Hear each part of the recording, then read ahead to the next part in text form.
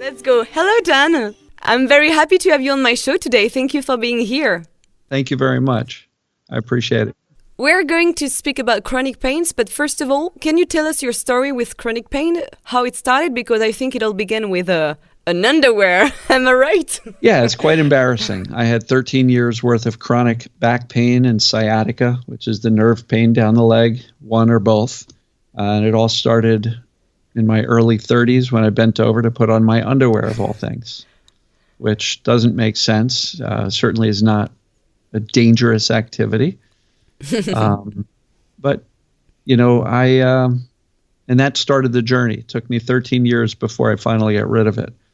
I was not newly married, but was married, had a young kid, stressful job, long commute, money problems, living in a rental. We did not own a house. Talk about having a second child. And so just the overall, you know, pressures of being a parent, pressures of being an adult. And, you know, the marriage was good, but it wasn't perfect. Not every marriage is perfect. Yeah, I think so. So I had the typical life stress, typical emotions, and I began getting pain. And that started 13 long years. I had the first year, it would last for about 6-8 weeks, and then I would, you know, it would kind of fade away and go away. But then a month or two later, you know, it would come back hard and up and down through the first year. After a year, I discovered a gentleman or a doctor by the name of Dr. John Sarno. Dr. Sarno is the man who first introduced the concept of this mind-body pain.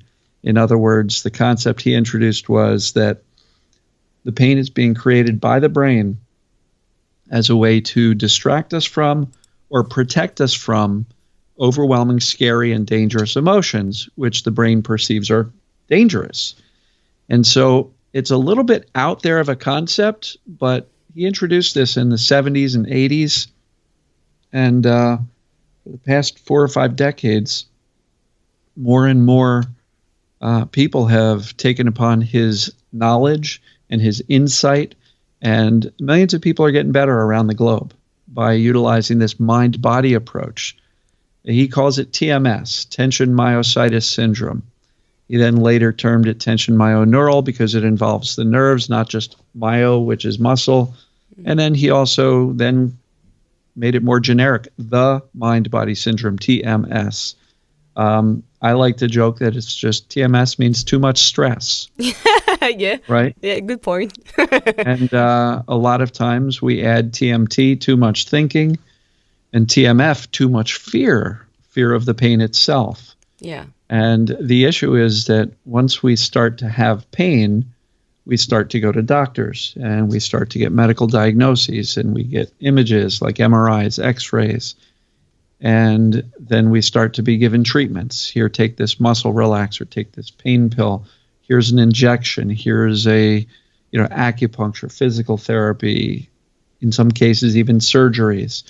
And in the vast majority of cases, these physical treatments don't work simply because you're trying to treat the symptom, the body, the symptom, for something that is caused by the brain. And so you're always chasing the symptom, but never addressing the cause. So once I found this Dr. Sarno, I had some quick results. I got better quickly, but then sure enough, a few months later, came back. And that was my cycle. And it took longer to get rid of it the next time. And then the next time even longer. And I became fearful that I don't get it. I know what's going on. How come I can't get rid of the pain? And Dr. Sarno is a genius for figuring this out. But most of his approach was knowledge therapy. Right? If you read any of the books by Dr. John Sarno, it's mostly, here's what's going on. Yeah. There might be a page and a half in a 200-page book. What to do. A page and a half of what to do. Yeah. Yeah. And so it was very frustrating for me because I knew what it was. And I was able to have success with it, but I just couldn't keep it away. And so for 13 years, I made every mistake in the book. I was focused on it. I was fearing it. I was trying to fix.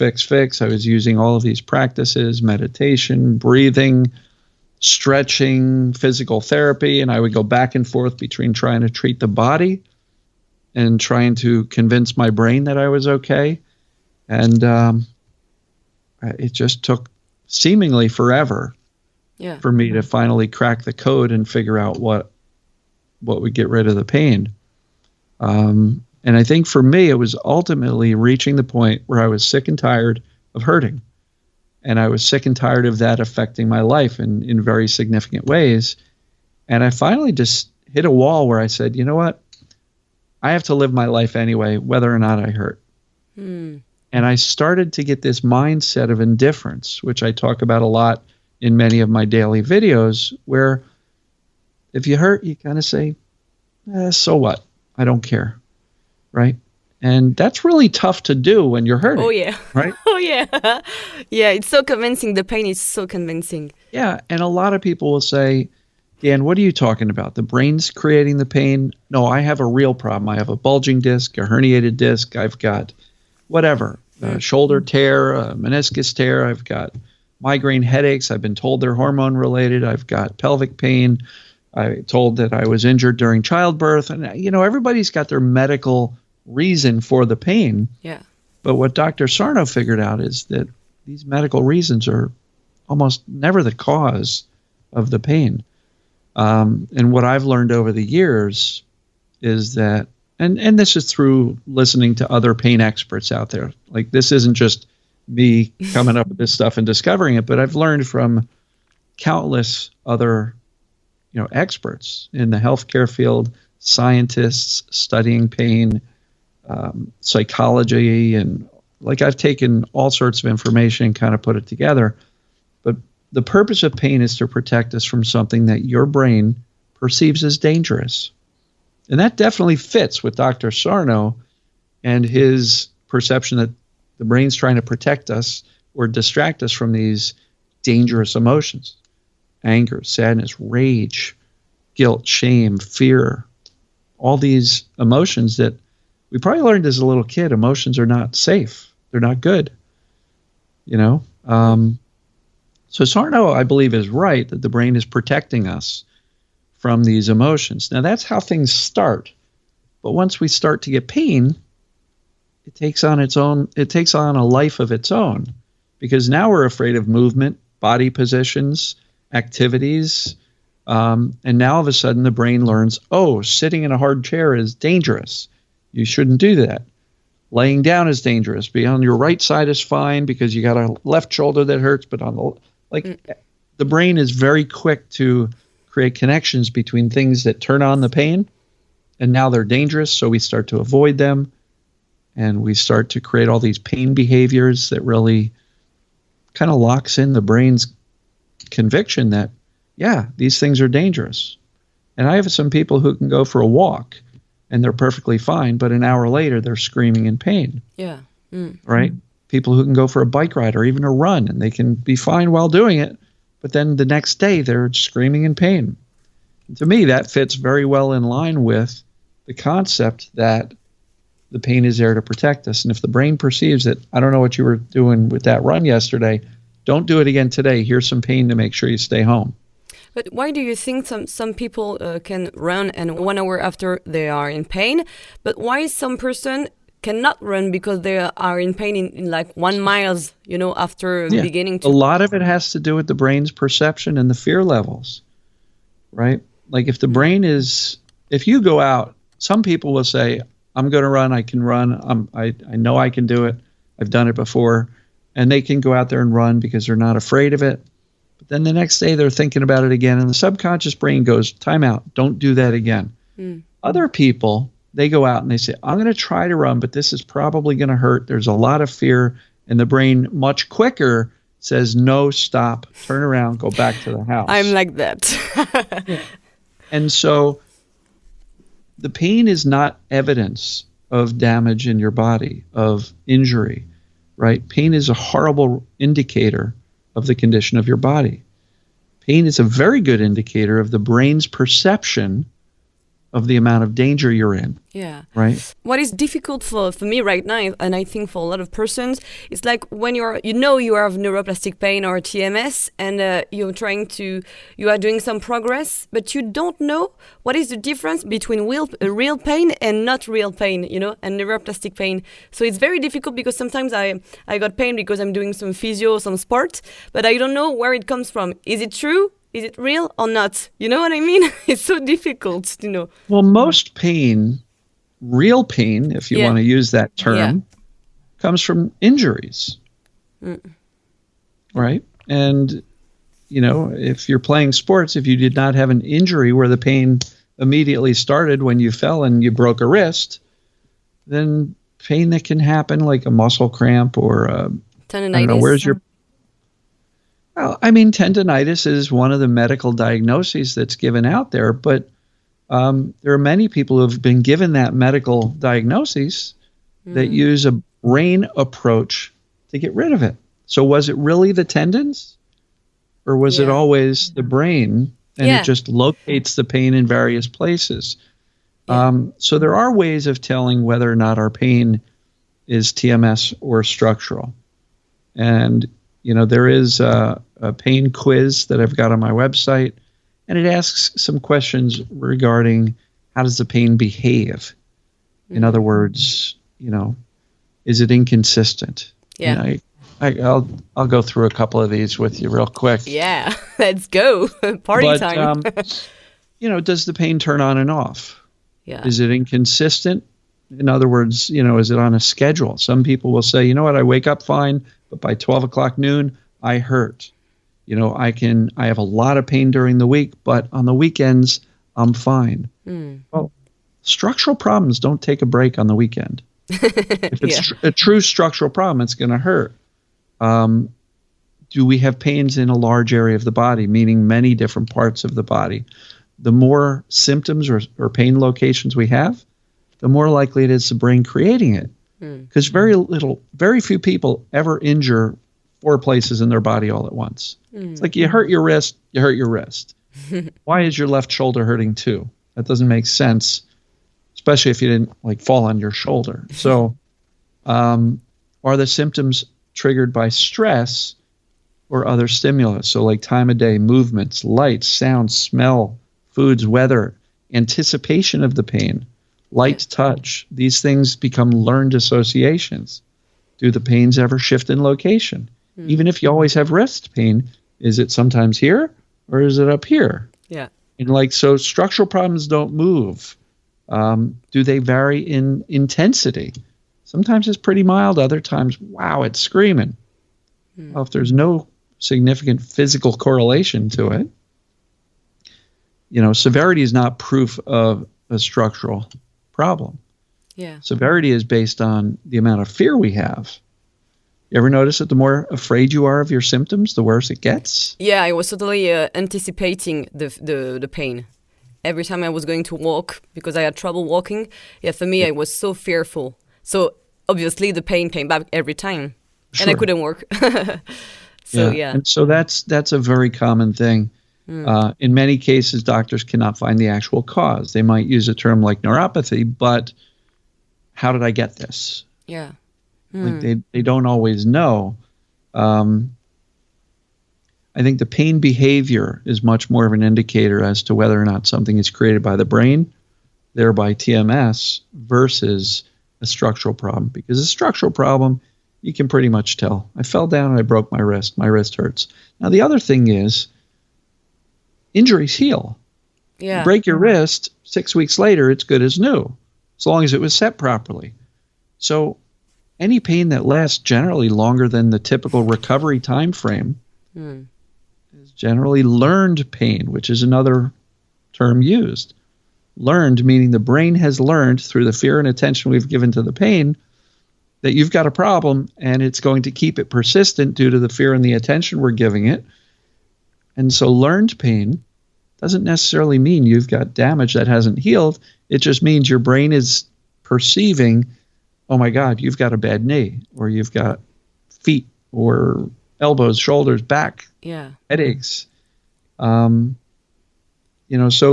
that's a little bit of the Yeah, what we can do to determine it. But does that help you a little bit in understanding?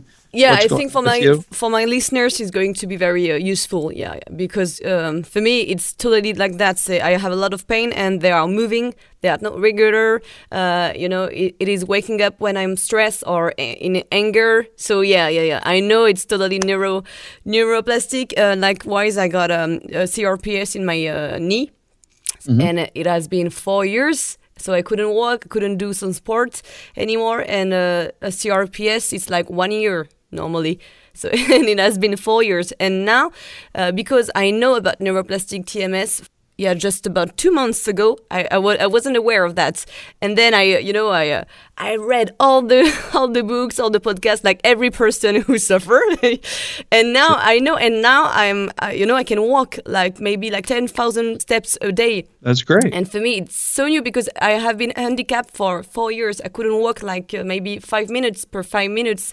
So yeah, a lot of work to do. But when you are educated about that, the mind can be shifted, and so important. And that's why I want to speak with you, to speak with specialists about that. But because in France, you don't know anything about that.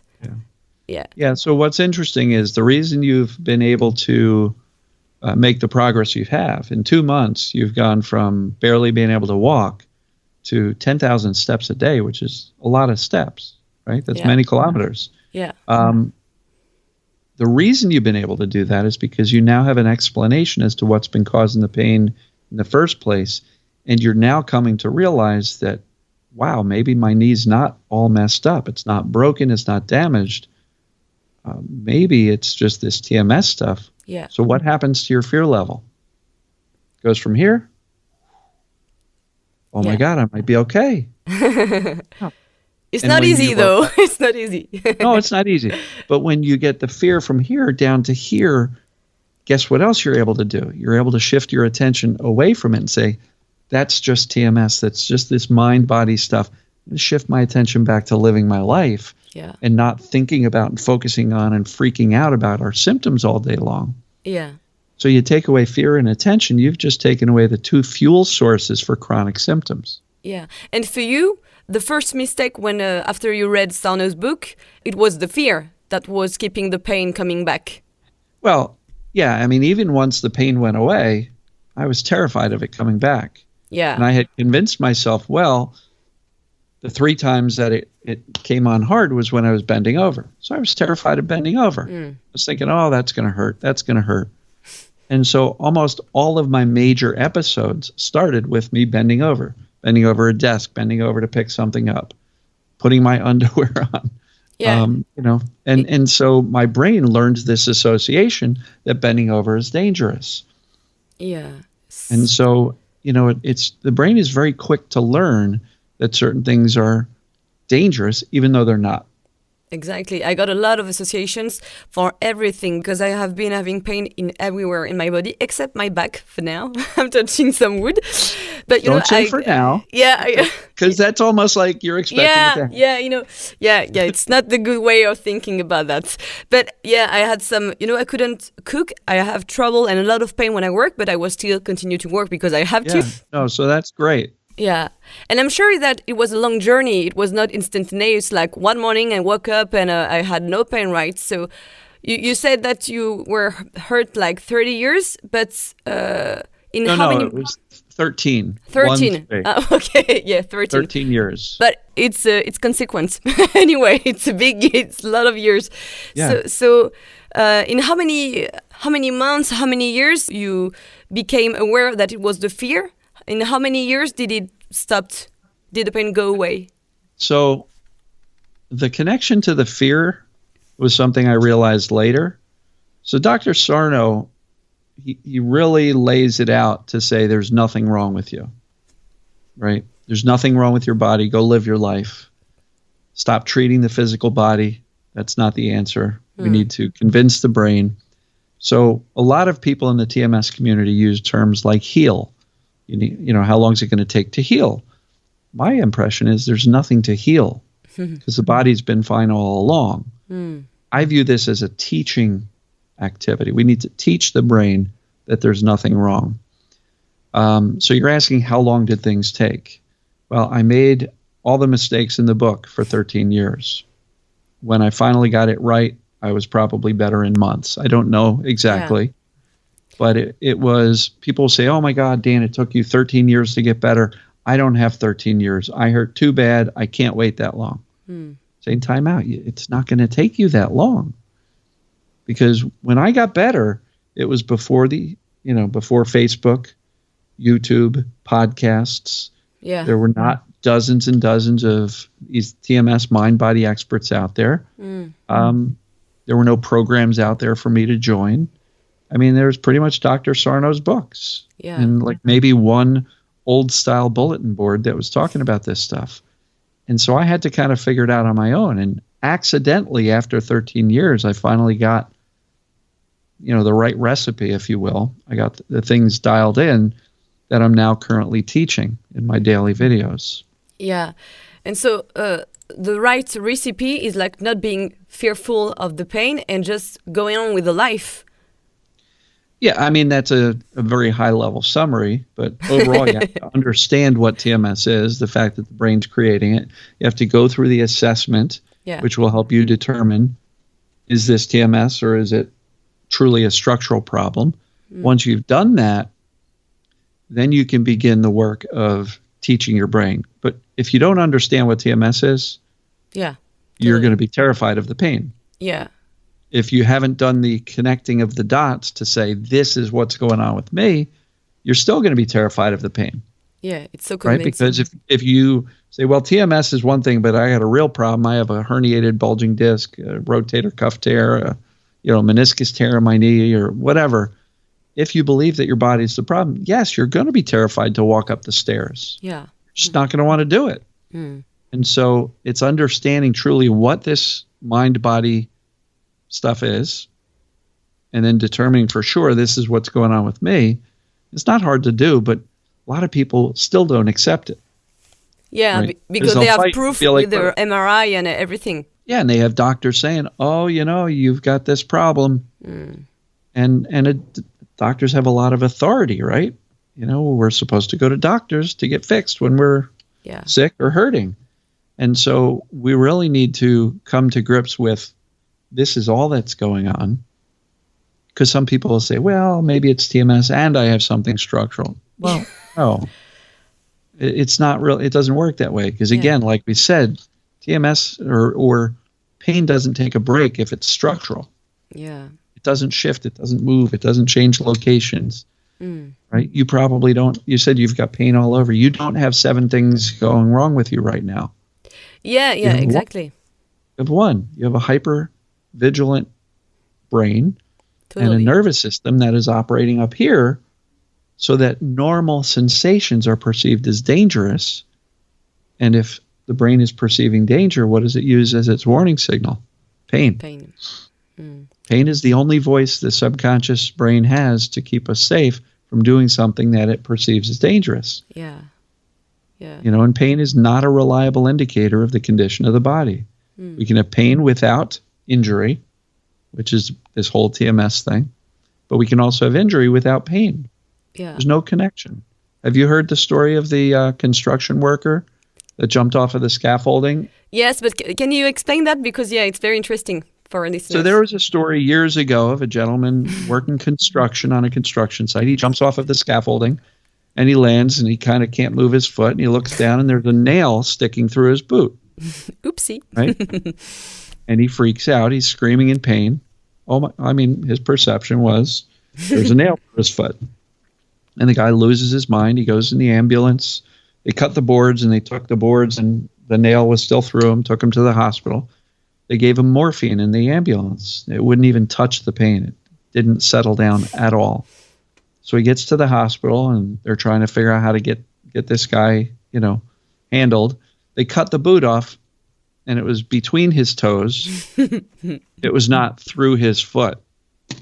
And so that's evidence that the perception that he stabbed himself is what turned on the pain, the perception of danger. And as soon as they cut the boot off and realized it was between his toes, and everybody stopped laughing, he realized the pain was gone. Yeah. So pain is always a decision made by the brain based on its opinion or perception of danger. So the goal here is to say, okay, I've done the analysis. I know my body's truly not the cause. Doesn't matter what the imaging study says. But I know that this is the case because the pain behaves a certain way, right? And do you think so once you do that, you can teach your brain that this is not truly dangerous. For me, bending over is not dangerous. Yeah. And I had to teach my brain that once it got the message. And a lot of it has to do with how I respond when I feel the pain. If I respond with, oh my God, I just bent over, that hurt. Oh, I got to be careful. I got to move around like a robot and don't do this, don't do that, don't do that. I better lay in bed all day instead of doing things. Well, what am I teaching the brain? That I'm in danger, that all these things are not safe. And so sometimes it comes down to, how do I respond when I feel the symptoms or the sensations called pain? And if you respond with the freak out, oh my God, your brain's going to say, yeah, we're in danger. But if you can respond calm and reassure yourself, no, I know what this is. It's just TMS. It behaves like TMS. It changes. It moves. There's structural problems don't behave like that. I'm not worried about it. So what? Whatever. So it's hurting again today. I've had years worth of this. So what? Don't care. Your brain's going to get the impression that, wow, he doesn't care about the pain. He doesn't care about the pain, so maybe the brain, shouldn't care either. Right? If you're not showing concern about it, the brain's going to quickly learn they're okay. I wonder if you have a structural problem, if you react well without stress, do you think that the pain goes away much quicker? I don't think freaking out about pain helps us, whether it's a true problem or this mind-body thing. I just literally had somebody in my group coaching program tell me she cut her hand pretty bad in the kitchen, right? Bleeding, pretty open cut. So she washed it out, put some antibiotic ointment on it, and she put a bandage on it, and it was throbbing. She was like hurting. She had a conversation with herself, and she says, you know what? It's not horrible. It was a bad cut, but I know this is going to heal. I've washed it. I put the antibiotic on it. It's bandaged up. It doesn't need to hurt. And she said very quickly, her brain said, oh, okay, we're safe. But if you went around freaking out like, oh my God, my finger, I can't believe it. I hope I didn't hit the nerves. Did I, cut into a tendon? Am I going to be okay? And maybe I won't be able to use my finger for the rest of my life. Guess who's going to hurt worse? That person, not the one who goes, okay, cut myself. No big deal.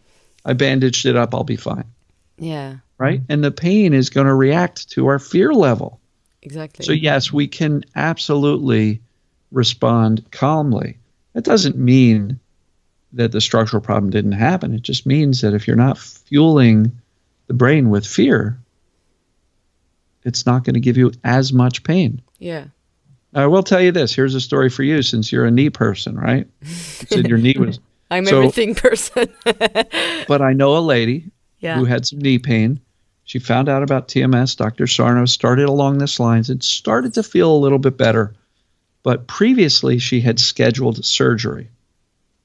And it took her a long time to get the surgery. And so her husband and the doctor says, oh, you shouldn't cancel the surgery because then it'll take you another 6 months to get on the schedule. And so you should really get it. She was pushed into the surgery reluctantly. So when she came out of surgery and it hurt, which surgeries do, I mean, they're cutting into our body, so surgeries are truly painful, she lost her mind. She freaked out. I should have never gotten this. Oh, my God, it hurts so bad. The doctor messed up the surgery. And she convinced herself that the doctor messed up the surgery. And guess what happened? She never healed from the surgery. She did. Her body healed fine. She had multiple MRIs since then. She saw multiple knee doctors. Everybody said, your knee is perfect. The surgeon went perfectly. But because she had convinced her own brain that they botched the surgery, her pain persisted. Yeah. And so as long as she believed that, she was going to have pain. So every time she walked the steps, every time she took too many steps, her knee would kill her. Yeah. The power of the mind.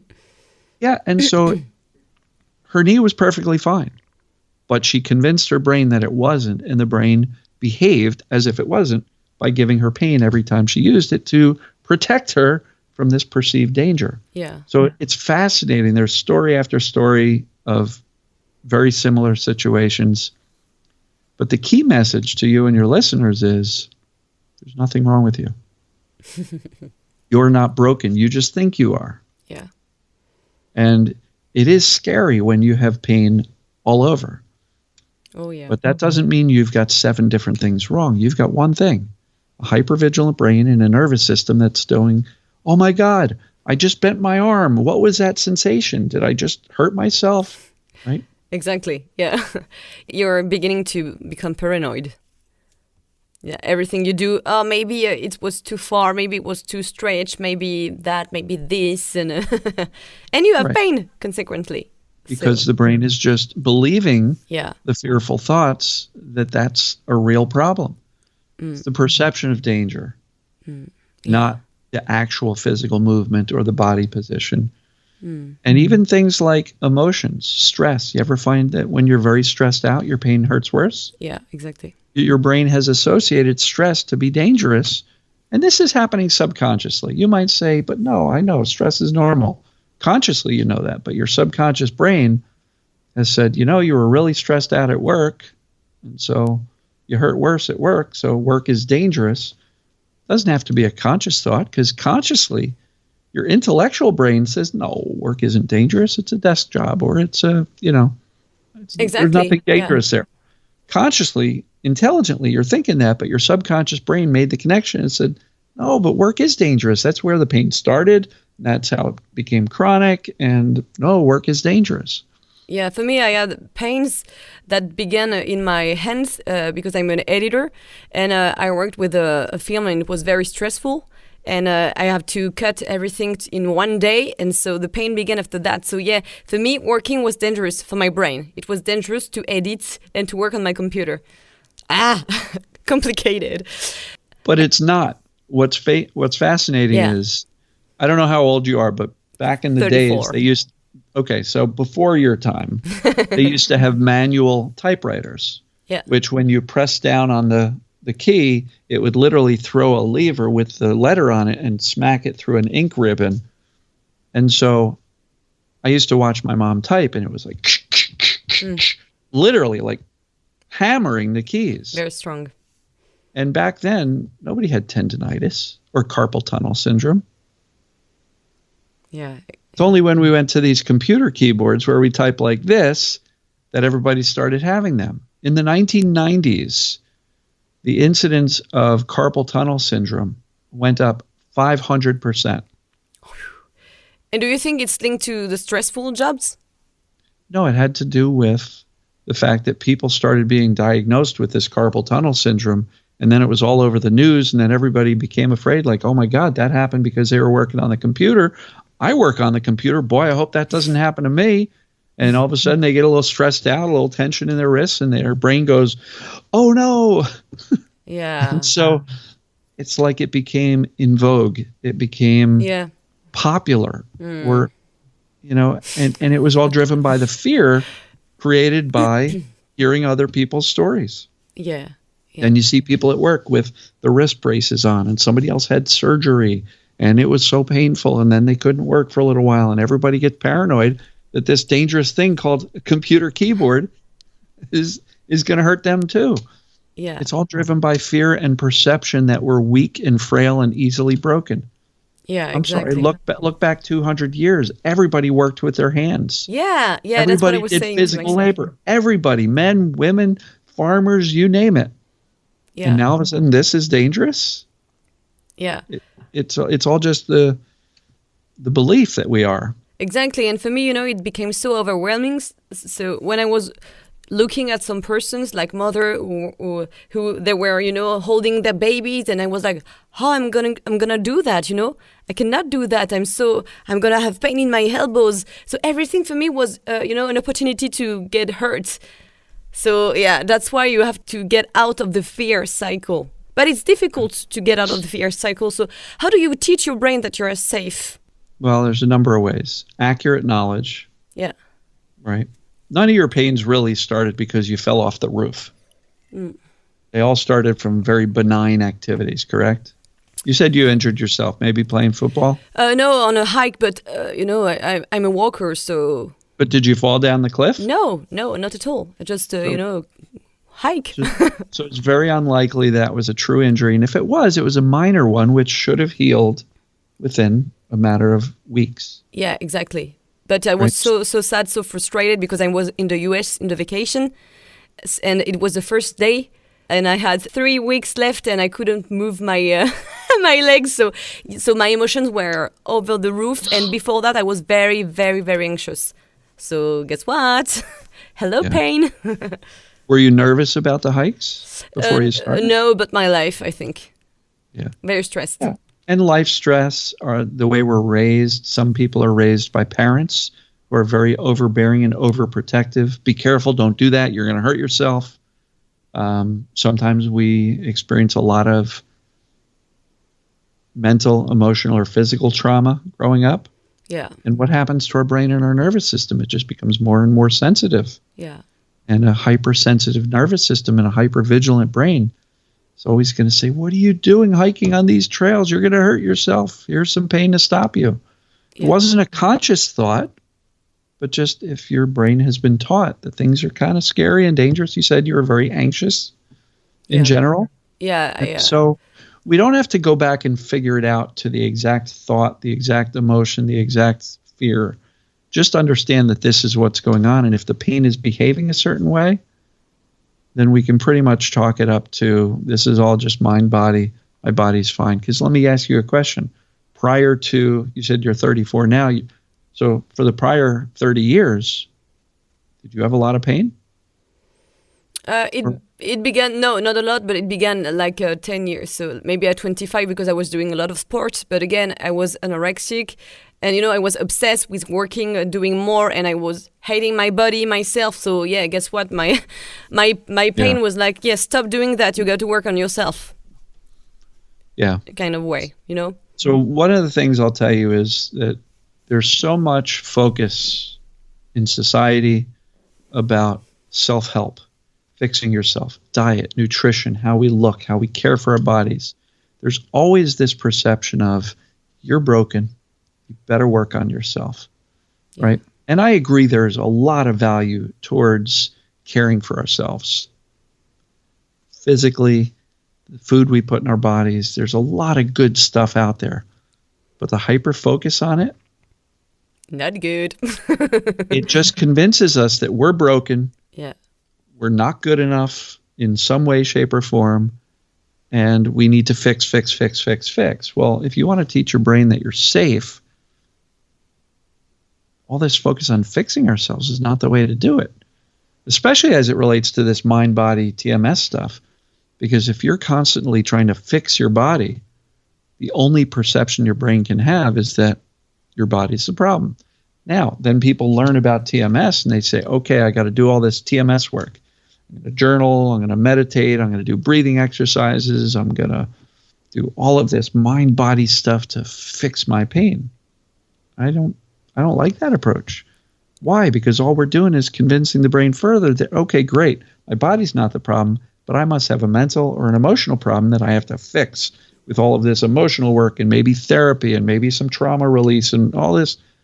No, there's nothing wrong with you. There's nothing to fix.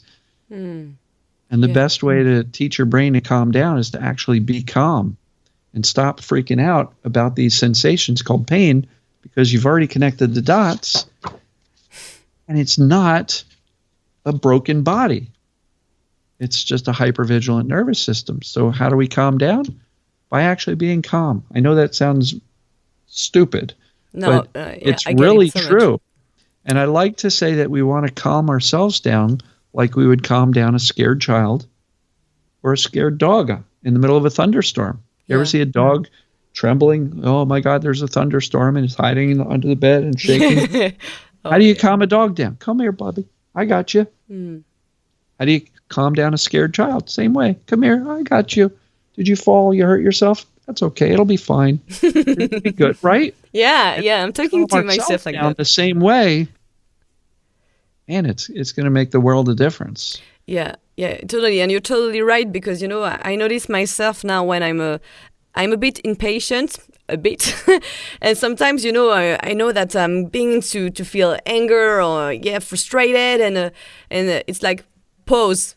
Not good for my, for my TMS. So I'm going to breath and just stay calm as much as possible. Maybe do, sometimes I have self tools to work on it. But yeah, don't go to that very comfortable reaction that you're used to.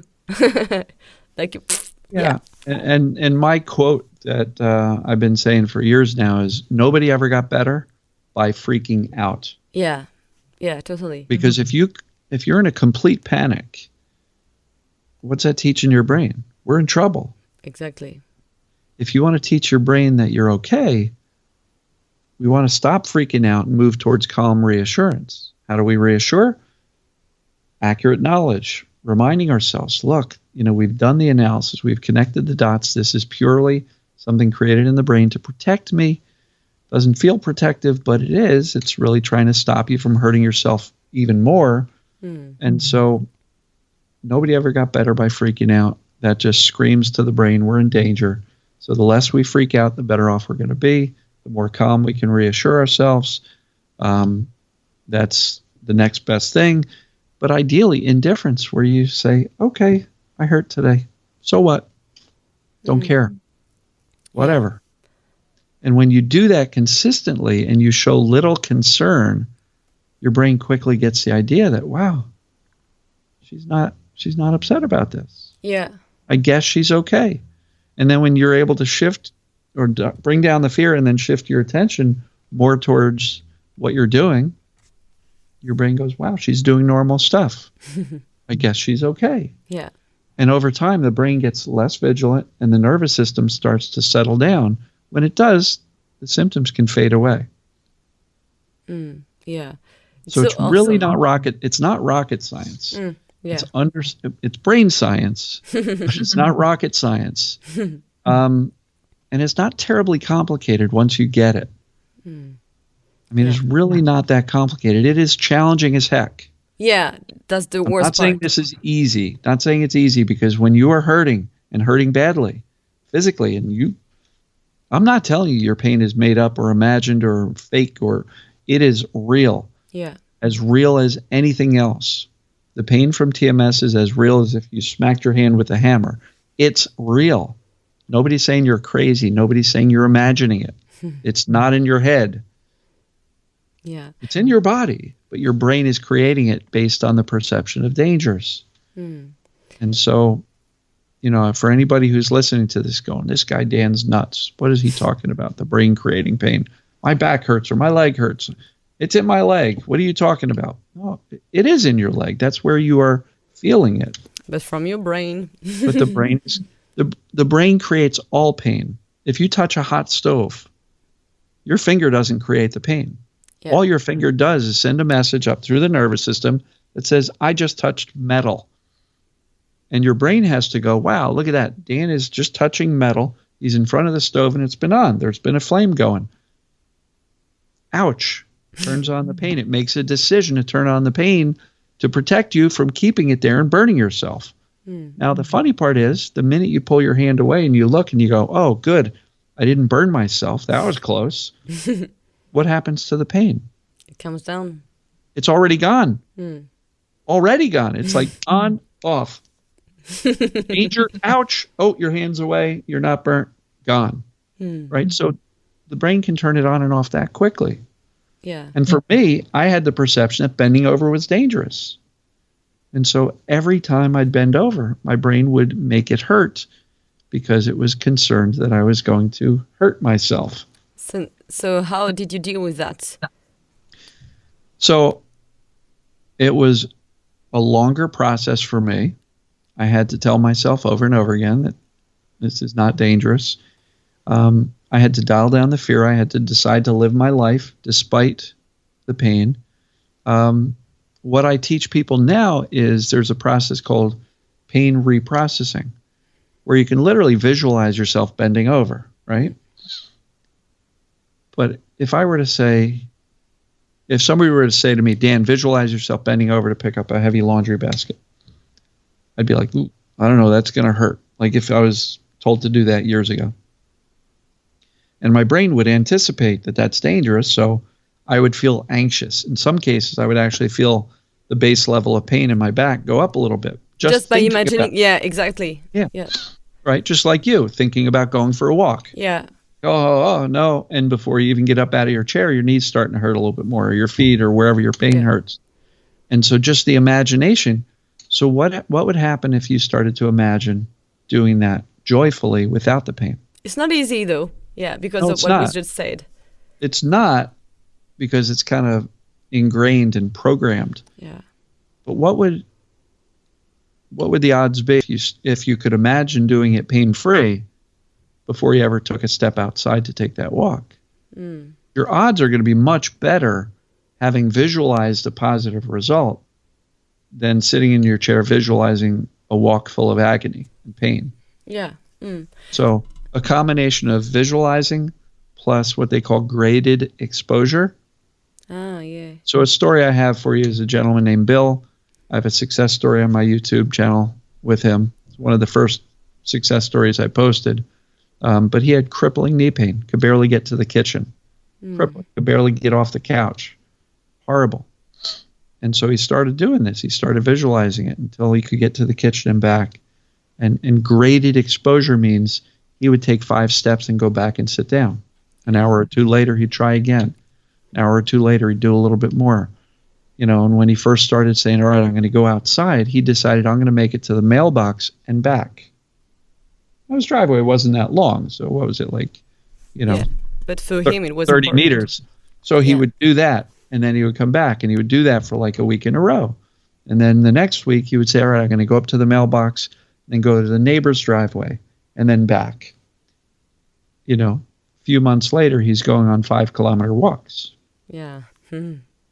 So visualization plus gradually exposing himself to more and more teaches the brain that these movements are not dangerous. So that's a really solid technique that anybody can try right now today after watching this video to start to get better, or after listening if it's all audio podcasts. Yeah. But that's a real tactic that works. Graded exposure. And so when you were doing that for yourself, but sometimes like you were obliged to bend yourself and the pain was, increasing, like a high pain, a sharp pain, what did you say to yourself? Just, it's going to pass?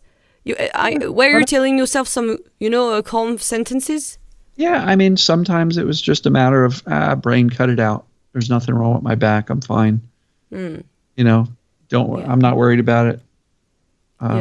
Just anything that you can do to remind yourself that my body's perfectly fine. Just a reaction. I was never in a car accident. I never fell off the roof. I never fell off a ladder. I never had anything other than stupid bending over type of stuff. And, sometimes, a golf swing, it would, ouch, why did it do that? So I never had a true injury. So I would just remind myself, my back's fine. And in my mid 40s is when I got rid of the pain. I was like, I'm a reasonably fit, healthy 40-something-year-old man. There's no reason for me to hurt. So you just remind yourself, you calmly reassure yourself. And yes, you bring up the TMS concepts and say, no, I know it's just the TMS. I know it's mind body, not worried about it.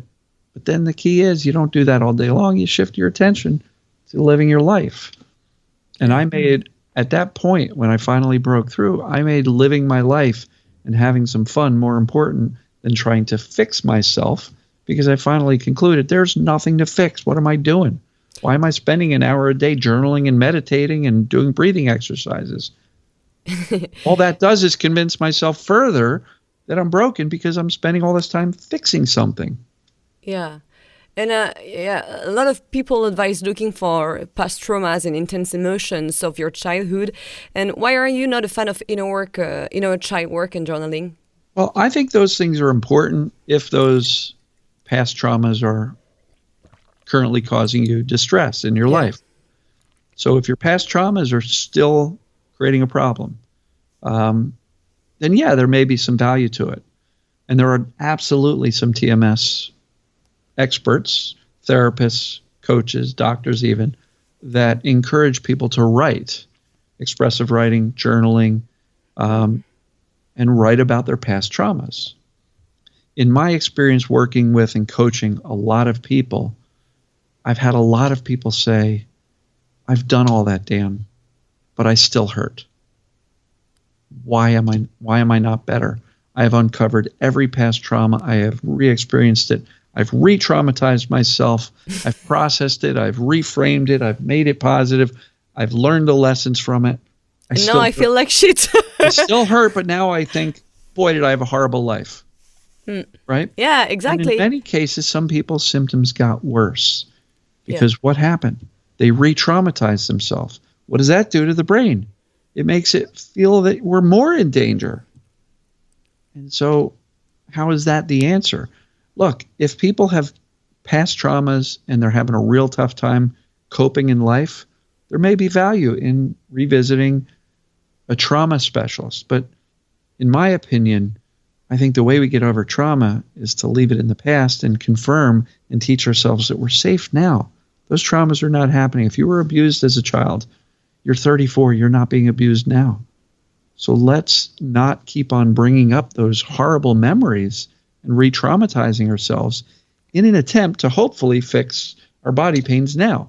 Yeah. Like, I don't understand how revisiting all those past traumas helps you feel safer today. I don't believe it does. So that's my take, and I'm different than many of the other experts. There are some people that are all about the journaling, and some medical doctors who teach TMS will tell people, if you don't get better in a few months, you might need therapy. Okay, great. So you go to a therapist, and the therapist knows nothing about this, and what do? They say, come here. How was your childhood? How did that make you feel? Right? And I'm not convinced that's the answer. I think the answer is to teach the brain that we're safe now today. We're safe in our bodies. We're safe with our emotions. How do we do that? To feel our emotions that are happening now. If you're pissed off, be pissed off. You don't have to go dig up old stuff. There's plenty to be upset about today. Why do you got to go back to the old stuff? Just feel what you're feeling. Feel what's coming up. Yeah. Yeah, feel what you're feeling. I think it's really the thing that made the difference for me. Like when the emotions arise, I just breathe and I feel the emotions instead of repressing it, and I feel better after that. Of course, because we're supposed to feel emotions. Yeah. But as children, we're taught that emotions make us bad. Yeah. For me, if somebody asked me when I was 20 years old, what does it mean about you, Dan, if you got angry? I'd say, oh, that means I'm an asshole like my father. I never wanted to be angry. Never wanted to be like him. My mother had clinical depression. Okay. So did her mother. And so did her two brothers. So what do you think I thought about myself if I got sad? Oh, I don't want to be like them. And so we have these preconceived beliefs about emotions that they make us weak, damaged, crazy, out of control, mentally ill. And so what do we do with emotions? I don't want to deal with that. But it feels so good to actually allow yourself. If you wake up and you feel sad, okay, it's a sad day. So what? Big deal. Be sad. Nothing happens. You're sad, right? Yeah, totally. Don't assign a meaning to it. Just be sad and it'll pass. Just feel it. Yeah. Feel it. And so I think feeling our emotions is a part of it. I think noticing and being aware of our physical state is also a part of the equation of getting better. Because sometimes we're walking around holding our breath and our body is tense and tight and we're fearful, and if you've got pain all over your body, you're probably walking around like a robot trying not to hurt yourself. And we're carrying all this tension and fear with us. We got to let the body relax. Yeah. We're not going to hurt ourselves by letting our arms swing a little loosely and, walking a little bit more comfortably. I walked like I was a robot for years, trying to be overcautious so I didn't hurt my back. Never helped me. Never kept me safer. Yeah, and it's funny. It's funny because, when you told us about your story with the back, now I have a sensation in my back. So I laugh now. Yeah, laugh exactly. at it I laugh at it. because that's how suggestive the brain is. Yeah. That shouldn't give us cause for more concern. Because I know some people hear about TMS and they go, wait, my brain's doing this? And now they become terrified of their brain. Oh my God, if my brain can do this, what else can it do? The key is, and I just did a video, I think it was today, the brain's default mode is protection and safety. Our brain is our best friend. It's doing its darndest to keep us safe and to keep us alive. Yeah. So it's our job to use our conscious thinking brain to teach the subconscious brain we're really okay. There's nothing to worry about. Yeah. You don't have to be so overprotective by giving me pain to protect me from doing something as benign as walking. We're supposed to walk. Yeah. Exactly. I'm supposed to be able to run. We wouldn't have been able to run in the first place. And so you had a lot of years of your life where you didn't give a single thought. If you wanted to run, you ran. If you wanted to play, football, you played football. If you wanted to do whatever, you just did it. Yeah. Easier. But now all of a sudden, we become afraid. And the more of those thoughts that we actually believe, the more the brain's convinced that, nope, time out, your sports days are over. No more of that. And I'm not saying you can't injure yourself playing sports. You can, for sure. But remember, the body always heals. Yeah. My nephew broke his ankle playing soccer, football. Yeah. But he got it set. He had the cast, used crutches, and it healed. He's back playing soccer. The body always heals. Yeah. But us TMS folks, we always believe that it doesn't. And then we end up with pain for years, which doesn't make any sense from a medical perspective. And that's why most of the doctors look at us and go, I don't know what's causing all that. Yeah. And so what about the anxiety? What would be your advice on the anxiety when you feel anxious? What can you do? You just have to feel it too? Yeah, take it less seriously. Because anxiety is really just fear about a future event that's not even happening, right? Fear is real. It's present. If there is an imminent danger in front of you, like a tiger or a lion, oh my God, I could die, right? Fear has a purpose, and it's supposed to fire up the stress response. Adrenaline, cortisol, heart rate goes up, breathing goes up, our eyes dilate, right? Everything amplifies for survival.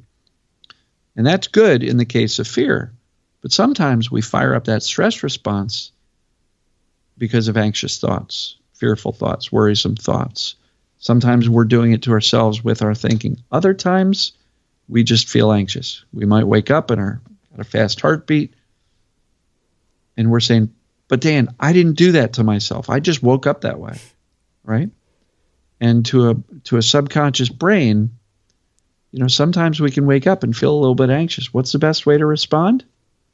Oh, it's an anxious day. So what? No big deal.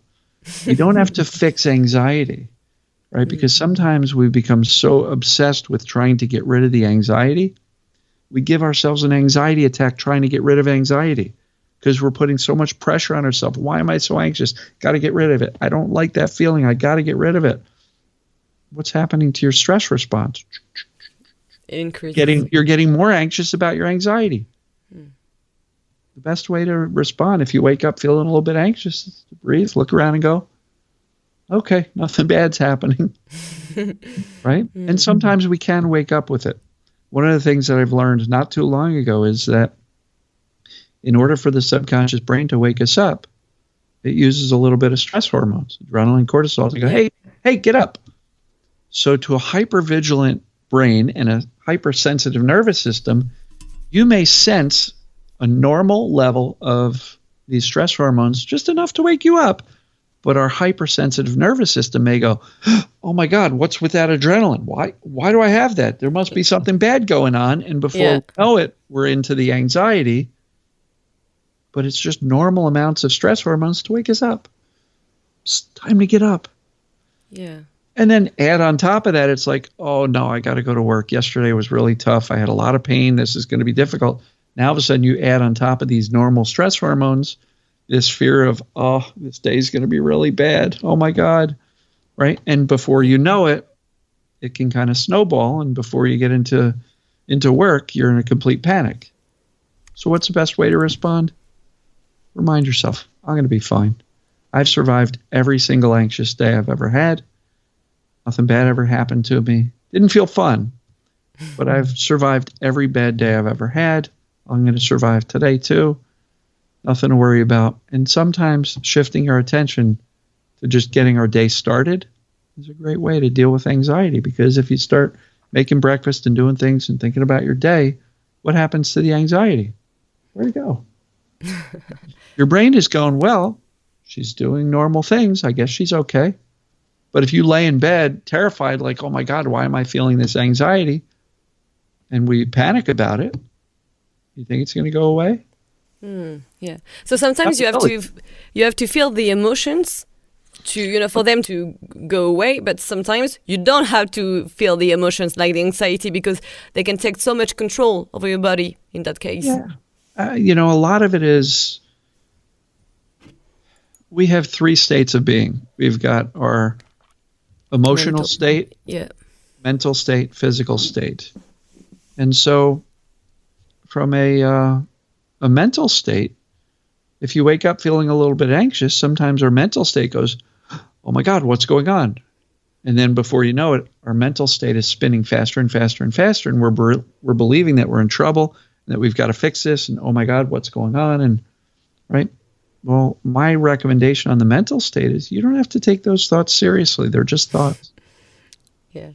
We can just literally say, that doesn't matter. I don't have to buy into it. I don't have to do anything with those thoughts. I don't have to stop them. I don't have to fix them and make them positive. I can just literally let those thoughts go, float by. So it really comes down to this. Feel your emotions when they start rising, when you start noticing them. Notice your physical state. If you're holding your breath and you're all tense and tight, relax your body. Breathe. That doesn't mean do 30 minutes of breath work. It just means take a couple seconds and just fill your lungs up and let the tension out. And then when you notice your mental state flying off the rails, let it. Just let those thoughts go. We don't have to fix them, stop them, do anything with them. We don't have to believe them or take them serious either.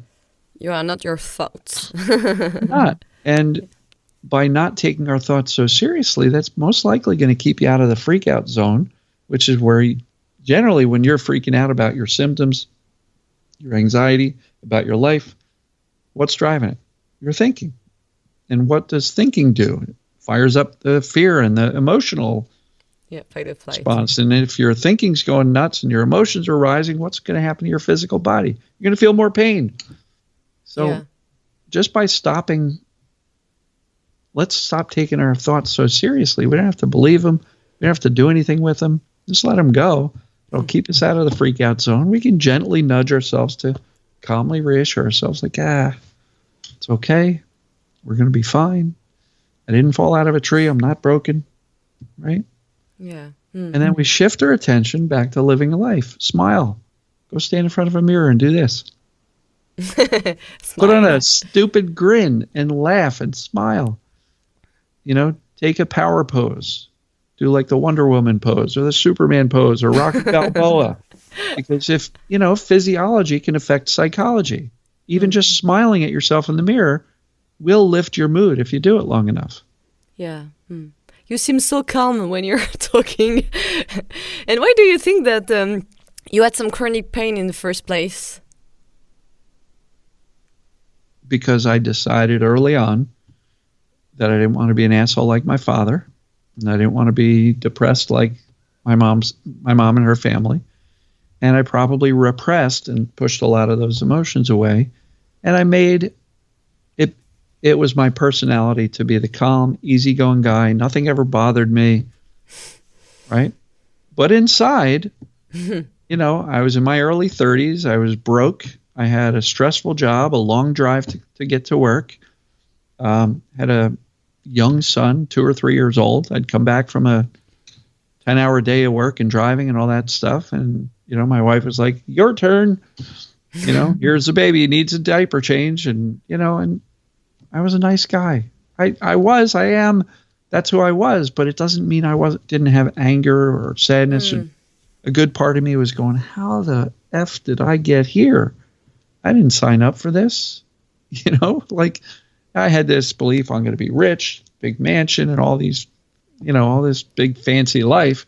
And here I was living in a little rental and having normal adult challenges and going, but I'm a nice guy, so let me push the emotions away. And, it's fine to be a nice guy, but would have been helpful if I could have, at least in the privacy of my bathroom, bedroom, car, head, heart, just allowed myself to feel whatever frustrations and angers and everything. Yeah. So that's probably what started it. But like I think I mentioned before, once it starts, it can take on a life of its own. Yeah. Because then we get medicalized and fearful about moving and body positions, and, we're afraid of the pain itself. Oh my God, if this never stops. I was in my early 30s and I was like, holy crap, I'm hurting this bad. I could barely get into the car at some points. I'm thinking, what am I going to be like at 40? I'm going to be in a wheelchair, unable to work, on disability, right? And the fear was just all consuming. And so that's very common. And so the message that I have, which comes right out of Dr. Sarno, his very first book, is relax. There's nothing broken. Go live your life. There's nothing wrong with you. You're not broken physically, mentally, or emotionally. TMS does not mean you've got a mental or emotional problem. It doesn't. It just means you've got a brain that loves you to death and is trying its best to keep us safe, but it's operating, and this is important, it's operating based on misinformation and bad data. Give it better data that I'm actually okay and I don't need this pain to keep me safe. The brain can make a change. I see it all the time. And I've got people all around the world that I've never spoken to sending messages in either YouTube comments, Facebook Messenger, Facebook comments. I'm feeling so much better. I've implemented this. I'm doing this, and I'm getting my life back, and I'm riding my bike now. I never thought I would again in my life. And it's just by implementing some of these things that I teach every day. So it's not rocket science. We just have to correct the misperceptions that the brain is under. It's misinformation. We're not easily broken. We are the most capable human beings, and we're not easily broken. I have a buddy of mine, 50 years old. He's been riding dirt bikes, motorcycles since he was 4, and he's crashed thousands of times. He has broken hundreds of bones. He has no chronic pain. Because he loves doing that. He loves doing it, and he knows deeply that the body heals. He can break the femur, the largest bone in his leg. He'll wear a cast, walk on crutches, and in 8 weeks he's back on the dirt bike, flying it through the air over these jumps again. He knows the body heals. Somewhere along the lines, we forget that. And sometimes the doctors are the ones who say, oh, you got back pain?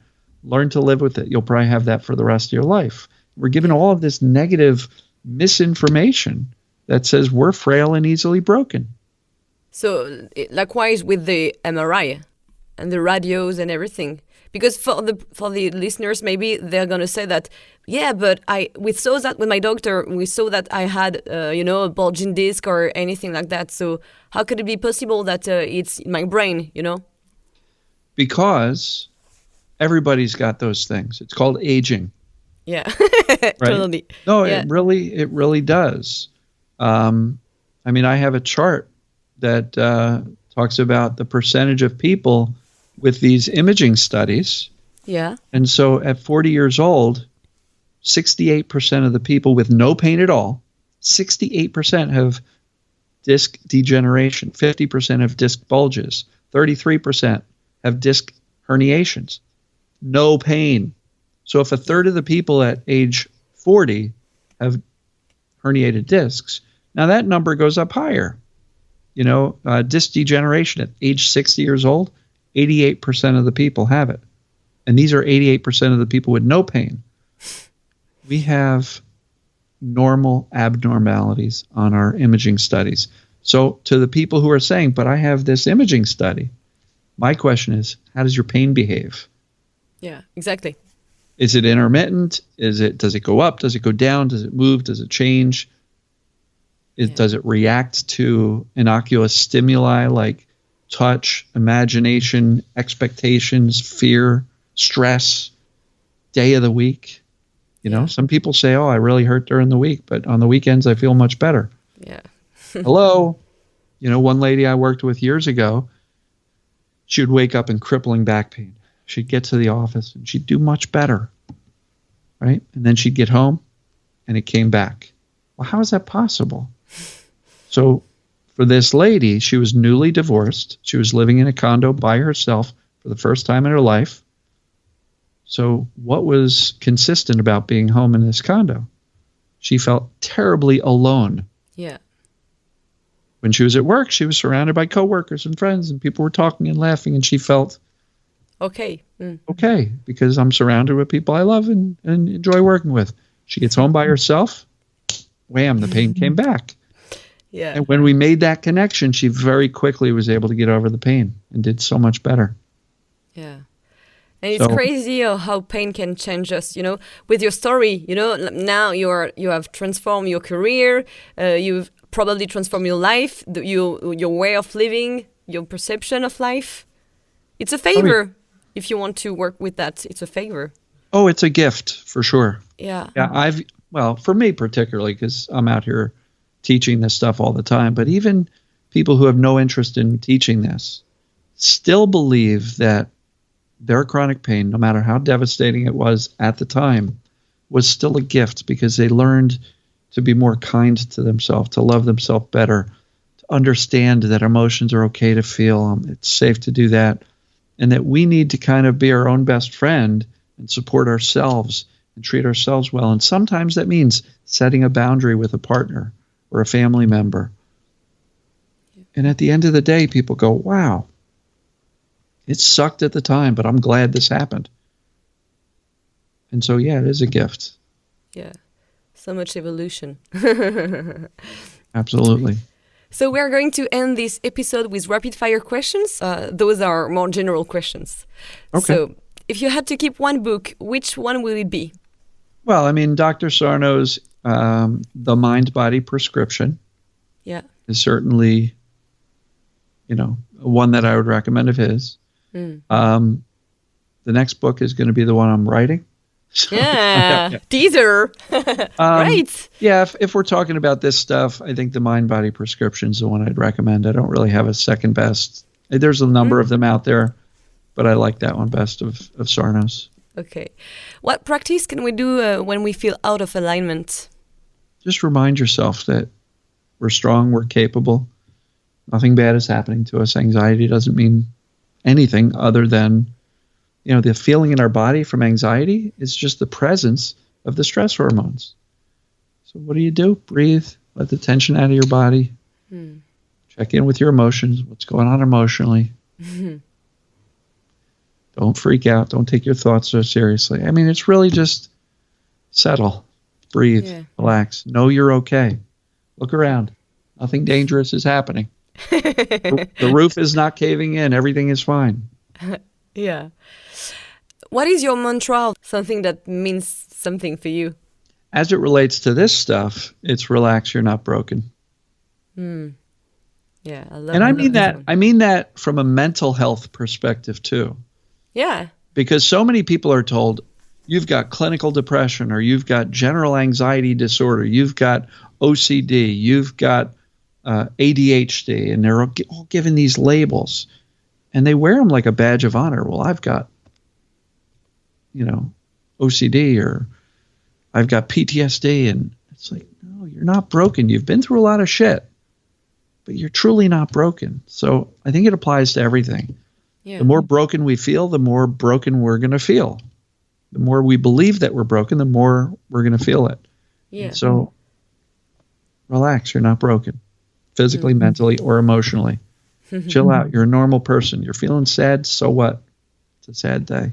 And you hear me, I could ramble on this stuff all day. So yeah, but I love that. I'll let you keep going with the questions. For neuroplastic pain and TMS and everything about that, we have to, it's like the Pavlov reflex, you have to repeat to yourself What is like, so that's what everybody who suffered from that is listening to podcasts, to books, to again podcasts, to YouTube, to your channel, and and I think it's like that you can evolve. Sure. What will you say? I like this question. What will you say to your younger self, like 20-year-old you, or maybe 30? I don't know, like you want. That's a tough one. Yeah, but I love these questions. Yeah, it's got you thinking. It's yeah. You got 2 hours. You're so much more capable than you are giving yourself credit for. Oh. No, really. Like, Yeah. because, yeah, I mean, back then there was a lot of limiting beliefs, self-doubt. Yeah. For a lot of years, I thought I was a procrastinator. I still fight that belief to this day. I'm 56 years old. I still think, there's a lot of stuff on my to-do list that should have been done weeks ago. It's still there, right? It's called being human, I think. Right. But I think if I were to encourage myself, I'd say, go big. You're so much more capable. Yeah. Look at what you did. And you don't have to believe the negative thoughts that say, no, you can't do that. Yeah. Which is basically you're much more capable. So, Yeah. So where we can find you or work with you? All right. So I do have a website, and the brand that I operate under is Pain Free You. So painfreeyou.com is my website.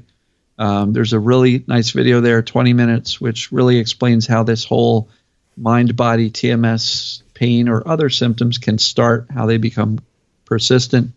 So if you want an introduction into this, that's a great place to go. That video is really good. There's a downloadable self-assessment. There's a little button on the top that says take the pain test, which will ask you some of the questions we went over earlier to determine how is the pain behaving. So that's a really good place to go. If you want to check up my daily videos, Pain Free You is my channel on YouTube, and I've got, I think, over 930 videos relating to these topics. I've been shooting and posting daily videos for 930 days in a row without missing a day. And so, so that's the YouTube channel. There's a Pain For You group on Facebook. If you want to follow me there, you can join that group. I do have individual coaching that I do, and I also do have a group coaching program with a course. So if you want to fast track it, go to painforyou.com and then look for the link at the top that says course/group coaching. And that, I think, is the least expensive, fastest way to get started, because you'll get instant access to the course. Yeah. And then every single Wednesday I run 2 calls, one at 1 p.m. and one at 7 p.m. Eastern time. And all our friends in Europe join the 1 o'clock time, which is dinner time in Europe. And I even have some folks in Australia that get onto the 7 p.m. call, because in Australia, that's like 8 in the morning, or 9 or 10 in the morning in Australia on Thursday. So I have funny. 2 calls, and we got a bunch of people getting on Zoom and answering questions and supporting each other. And so, that's nice. Pain Free You on painforyou.com, YouTube, Facebook. And, hit me up if you have any questions, if you need some help. But at minimum, watch the daily videos, because they're free. And there's hundreds of them. Yeah. Merci, Dan. Is that where you found me? Yeah. Yeah. And I think maybe with Nicole Sykes, I think, the first time. Yeah. On the podcast. Okay. Yeah. And after on the YouTube, I think so. Yeah. Awesome. Thank you so much, Dan. This was fun.